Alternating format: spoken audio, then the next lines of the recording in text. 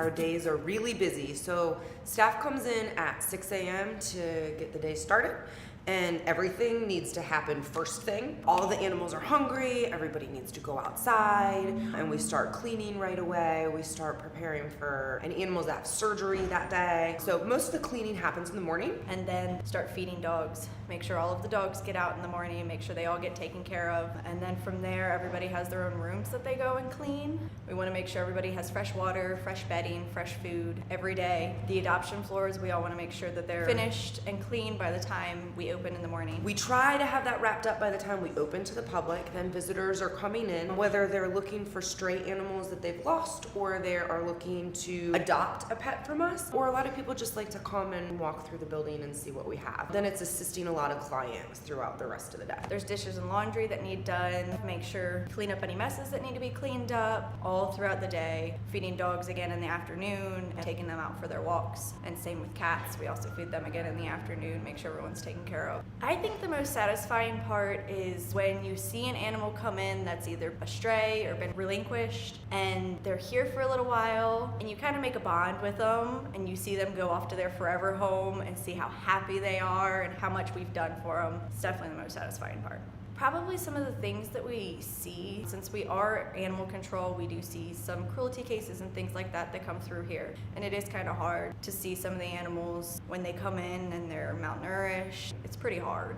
I get to work with animals all day. I mean, that's fantastic. And they're really fun, and they're really sweet, and I get to enjoy that about my job. And animals can also be noisy and smelly and dirty and sometimes aggressive and potentially dangerous, but for the most part, it's a joy. I enjoy coming in and seeing all their faces every day, how excited they are to see us, that we get to take care of these animals and actually make a difference for them. I know that the work that I am doing here is something that's valuable and important because I watch what the volunteers do. There are people that are so committed to our mission of what it is that we're trying to do here to help homeless animals that they volunteer their time for free.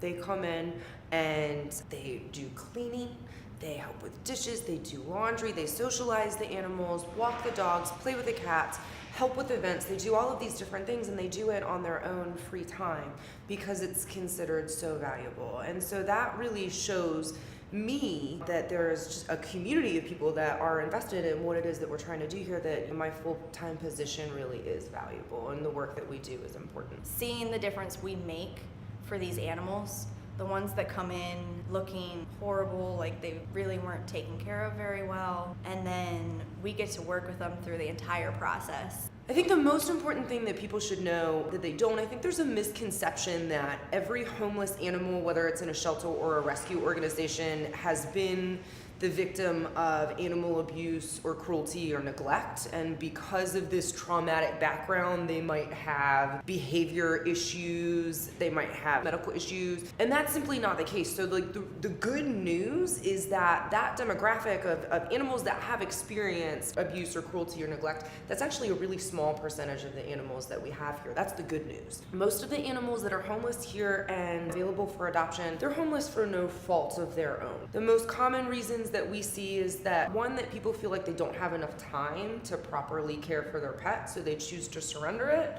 or they might be moving and they're either unwilling or unable to secure housing that allows them to take their pet. So in both of those circumstances, you know, the animal has done nothing wrong and they're perfectly well adjusted, just like any other animal that you would find if you went to a pet store or to a breeder or tried to find one off of the internet. Any animal that you get from whatever the source is, you're gonna spend money on it. One, it is an investment. It's also an investment of time, of patience, training, socialization, all of these things. It takes a lot of work to have a pet, and it's going to be the same amount of work whether you adopt from the shelter or you go to the pet store, so you might as well adopt instead of shop. It's actually a lot harder than the public thinks. We don't just sit around and play with cats and dogs all day. That's pretty much what the volunteers get to do.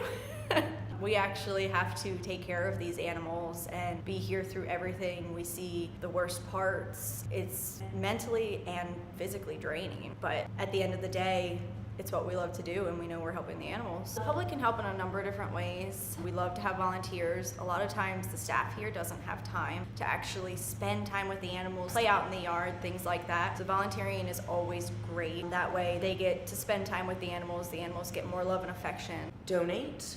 Whether it's supplies or some money, donations make a really big difference. Volunteer.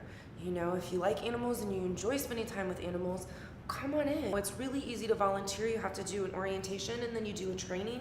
You come on your own free time, you stay as long as you would like to. And that really makes a big difference for the animals, and it also helps out staff as well. And then adopt, you know, when you're looking for your next pet, instead of going to a pet store or a breeder or looking online, then, you know, come here to us and we can help you find the right animal.